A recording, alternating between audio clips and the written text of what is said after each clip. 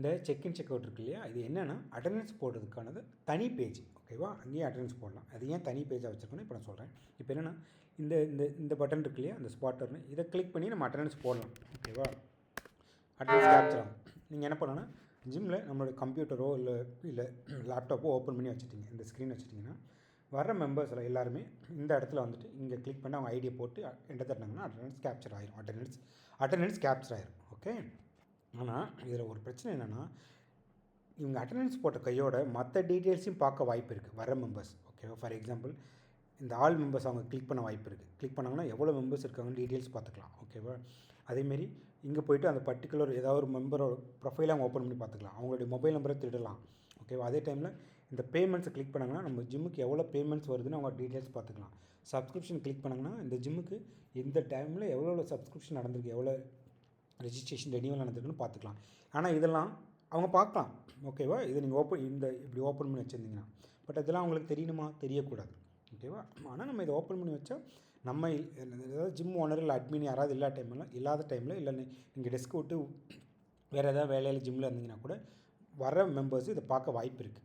So அதுக்கு தான் என்னென்னா அட்டெண்டன்ஸ் போடுறதுக்குன்னே தனியாக ஒரு பேஜ் க்ரியேட் பண்ணியிருக்கோம். அதுதான் அந்த செக்இன் செக் அவுட். இது என்னென்னா இதை நீங்கள் கிளிக் பண்ணிங்கன்னா தனியாக ஒரு பேஜாகவே ஓப்பன் ஆகுங்க. பாருங்கள், கிளிக் பண்ணுற தனி பேஜாக ஓப்பன் ஆகிடுச்சா. ஓகேவா, இப்போ என்னென்னா இது வேறு பேஜ், இது வேறு பேஜ். இங்கே பாருங்கள், இதான் நம்மளோட மெயின் பேஜ்.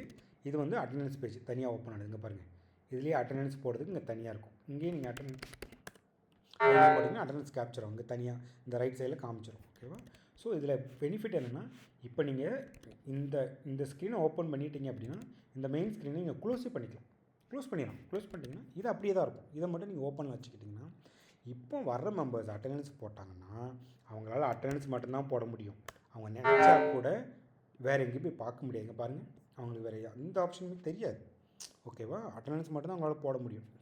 அதுக்கு தான் இந்த தனியாக செக்இன் செக் அவுட். ஓகேவா, இதில் இன்னொரு இது வச்சுருக்கு, இன்னொரு இது இருக்குது. இந்த பேஜுக்கு இன்னொரு யூஸும் இருக்குது. என்னென்னா இங்கே பாருங்கள், இந்த பேஜில் உங்கள் ஜிம்மோட லோகோவும் நீங்கள் போட்டு வச்சுக்கலாம்.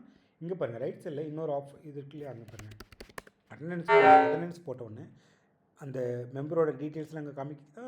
இந்த இடத்துல நீங்கள் இன்னொரு டீட்டெயில்ஸும் மெம்பருக்கு காமிக்கலாம். ஓகேவா, ஃபார் எக்ஸாம்பிள் இங்கே பாருங்கள், ஸோ இந்த இடத்துல வந்து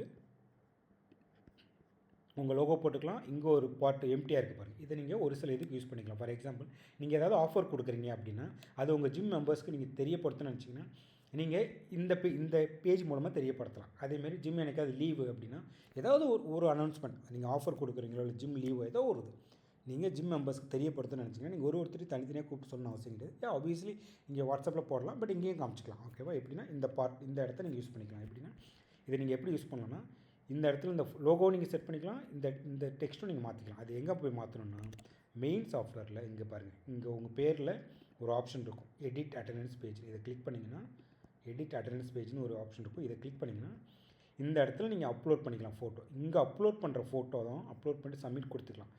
இங்கே நீங்கள் அப்லோட் பண்ணுற ஃபோட்டோ தான் இங்கே உங்களுக்கு லோகோவாக காமிக்கும். உங்கள் மெம்பர்ஸ்லாம் அதை பார்த்துப்பாங்க. அதேமாரி இந்த டெக்ஸ்ட்டில் நீங்கள் என்ன கொடுத்து சப்மிட் பண்ணுறீங்களோ அதுதான் இங்கே உங்களுக்கு காமிக்கும் இந்த பேஜில். ஸோ இப்போ ஃபார் எக்ஸாம்பிள் நீங்கள் வந்து கப்புள் ஆஃபர் ஏதோ ஒன்று கொடுக்குறேன்னு வச்சுக்கோங்க. கப்புள் ஆஃபர் எப்படின்னா இயர்லி 10,000 தான். வழக்கமாக நீங்கள் வந்து இயர்லி வந்து 13,000 கொடுக்குறீங்க. ஆனால் கப்புளாக வந்து எடுத்திங்கன்னா 10,000 தான் அப்படின்னு நீங்கள் ஒரு ஆஃபர் கொடுக்குறீங்கன்னா இந்த இடத்துல நீங்கள் அந்த ஆஃபரை டைப் பண்ணிவிட்டு சப்மிட் கொடுத்துருங்க. சப்மிட் கொடுத்தோன்னே இங்கே டிஸ்பிளே ஆகிடுச்சா. டிஸ்பிளே ஆனவொன்னே இப்போ நீங்கள் என்ன பண்ணணும்னா இந்த அட்டெண்டன்ஸ் போடுற பேஜ் இருக்குல்ல, தனி பேஜ், இதுதான் அந்த பேஜ். ஓகேவா, இதை நம்மளோட மெயின் சாஃப்ட்வேர். இது அட்டெண்டன்ஸ் போடுறதுக்காக ஓப்பன் பண்ண பேஜ்.